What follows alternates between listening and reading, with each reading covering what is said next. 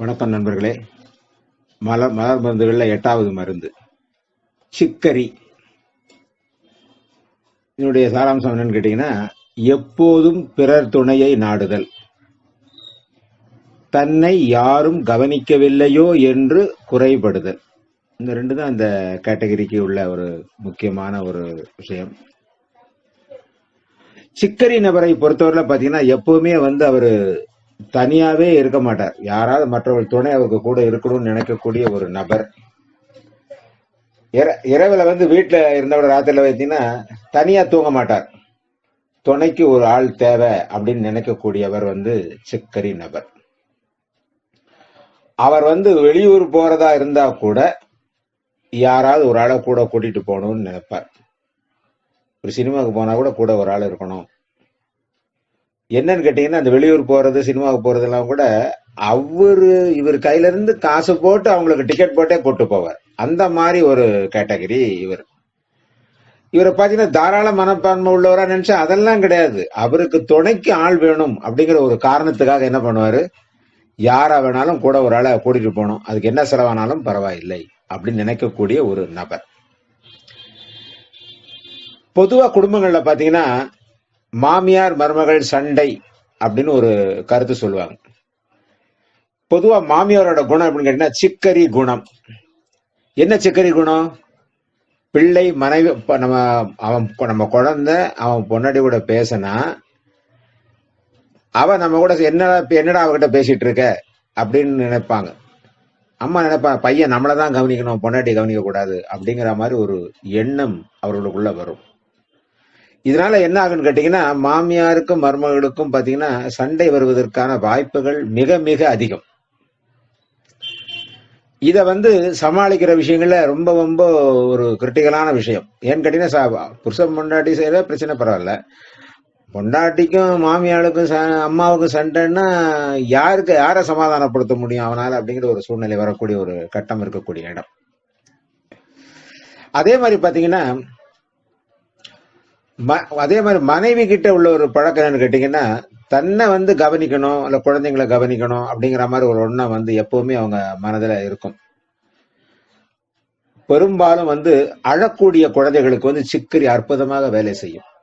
குழந்தைங்க அழுதுன்னு வச்சுக்கோங்க, அந்த குழந்தை அழுகிற குழந்தைக்கு நம்ம சிக்கரி கொஞ்சம் போல கொடுத்து அழுகிய நிப்பாட்டிடும். மாமியார் மருமகள் சண்டை விஷயத்த பார்க்கும்போது பாத்தீங்கன்னா, என்னுடைய அலுவலகத்தில் என் கூட வேலை பார்த்த ஒரு சகோதரி தினம் நம்ம சென்ட்ரல்ல உட்காந்து சொல்லுவாங்க, என்னங்க சார் மாமியார் பிரச்சனை, அந்த பிரச்சனையா இருக்குது, இப்படி இருக்குது இப்படி இருக்குது அப்படின்ட்டு புலம்பி தள்ளிடுவாங்க. வேலைக்கு உட்கார்ந்தாலே எப்ப பார்த்தாலும் மாமியார் போறோம்னா அந்த அம்மா பாடிட்டு இருக்கோம். நாங்க நினைச்சோம் மாமியால ட்ரீட் பண்ண வேணாம், முதல்ல மருமகளை ட்ரீட் பண்ணணும். என்ன பண்ணோம், என்னோட பாலிசி அதை தான். என்கிட்ட உள்ள ஒரு பலம் என்னன்னு கேட்டீங்கன்னா, நான் வேலை பார்த்த காலத்துல என்னுடைய கீழே இருக்கக்கூடிய அந்த கேஷுவல் லேபர்னு சொல்லக்கூடிய அந்த உதவி இருக்கக்கூடிய பையங்கள்லாம் எல்லாருமே எனக்கு ரொம்ப ஆதரவான பிள்ளைங்க. ஏன்னா அவங்களுக்கு நல்ல செலவு பண்ணுவேன், பாவம் ஏடா பிள்ளைங்க அப்படின்ட்டு. அவங்ககிட்ட சொன்னேன், இன்னைக்கு ஒரு மருந்து இந்த இந்த இந்த இந்த இவங்களுக்கு கொடுக்குறேன்டா, இன்னைக்கு அவங்களுக்கு டீ கொடுக்கும்போது கொடுத்துட்றாங்க. ஏன்னா எங்க அலுவலகத்தினுடைய நேச்சர் அப்படி, அந்த மாதிரி எல்லாரும் ஒரே நேரத்தில் எல்லாம் பண்ற மாதிரி. கரெக்டா ஒரு என்ன ஷிஃப்ட் அப்படின்னு கேட்டீங்கன்னா, காலை அல்லது மாலை மதியம் அந்த மாதிரிதான் வரும். ஜெனரல் ஷிஃப்ட்டும் வரும். இந்த பெண்கள் பெரும்பாலுமே காலையில ஷிஃப்ட் தான் போக பிரியப்படுவாங்க, மதியம் வீட்டுல இருக்கலாம். அதனால என்ன, நான் பெரும்பாலும் காலை ஷிஃப்ட் அல்லது நைட் ஷிஃப்ட் இந்த மாதிரி தான் நம்ம என்ன பொறுத்த என்னுடைய கண்டிஷன். அதனால என்ன பண்ண, இவங்க என்ன கரெக்டா காலையில எப்படி இருந்தாலும் காலையில டிஃபன் சாப்பிட்ட பிறகு ஒரு 9 மணிக்கு டீ வரும். அந்த டீ வர நேரத்தில் அந்த அம்மாவுக்கு அதே மாதிரி ஒரு 3 நாள் தொடர்ந்து கொடுத்தோம். அதுக்கு பிறகு அந்த அம்மா மாமியாரை பத்தியே பேசவே இல்லை.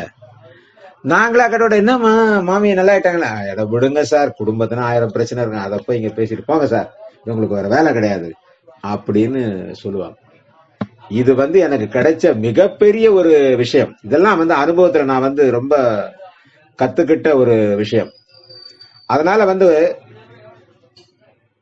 முக்கியமான கேட்டீங்கன்னா, பெரும்பாலும் குழந்தைங்களை நம்ம ஸ்கூலுக்கு அனுப்பும்போது பாத்தீங்கன்னா கூட அம்மா வரணும்னு பிடிவாதம் பண்ணணும். அந்த மாதிரி குழந்தைகளுக்கு நம்ம சிக்கரி கொடுத்தா அந்த குழந்தைகளுடைய மனநிலை கண்டிப்பாக மாறும்.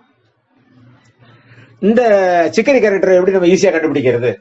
என்ன சார் நீங்க அதை அடம் பிடிக்கும், தேட்டருக்கு போன இதெல்லாம் என்ன, கருமி கஞ்சத்தனம். அடுத்து இன்னொரு கேரக்டர் இருக்கும், நான் உன் வீட்டுக்கு வந்தா நீ எனக்கு என்ன தருவ அப்படிங்கிற ஒரு கேள்வி கேட்பாங்க. அதே மாதிரி மாச கடைசியில கடன் வாங்குபவர்கள் பற்றாக்குறை பட்ஜெட் உள்ளவர்கள் இவங்க எல்லாமே வந்து சிக்கரியோட கேரக்டர் தான். இவங்க எல்லாமே சிக்கரியோட கேரக்டர் தான். இதை வந்து நம்ம ஈஸியா கண்டுபிடிக்கலாம். பயங்கரமான கருமி கஞ்சத்தனம் பாத்தீங்கன்னா என்ன சொல்லுவாங்க, ஒரு இது ஒரு திரைப்படம் கூட இதுக்கு உதாரணம் கூட சொல்லலாம். சூரியராஜன் படம், ஒரு படத்துல வந்து ஒரு இருட்டுல ஒரு ஆளை கலந்துக்கும் போது வேஷ்டியை கழட்டி போட்டு உட்காந்துருப்பான் சூரியராஜன். ஏன்னு கேட்டா வேஷ்டி வீணா போக கூடாது, உட்காந்துட்டான் ஐயா அப்படின்னு சொல்லுவான். அது மாதிரி கஞ்சத்தனங்கிறதுக்கு அதுதான். ஒரு படம் சூரியராஜனோட படத்துல அந்த மாதிரி வரும். அது மாதிரிதான் கஞ்சத்தனத்துல அந்த மாதிரி உள்ளவர்கள் பெரும்பாலும் சொல்ல, நீ என் வீட்டுக்கு நான் வீட்டுக்கு வரட்டேன்னா,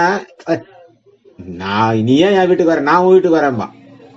சரி வந்தா என்ன கவனிப்ப, நீ உன் வீட்டுக்கு, என் வீட்டுக்கு நீ வேணாம்ப்பா, உன் வீட்டுக்கு நான் வரேன்பாப்பா. அந்த மாதிரி உள்ளவங்க பெரும்பாலும் மாச கடைசியில கடன் வாங்குறவங்க எல்லாமே சிக்கரி கேரக்டரா இருப்பாங்க.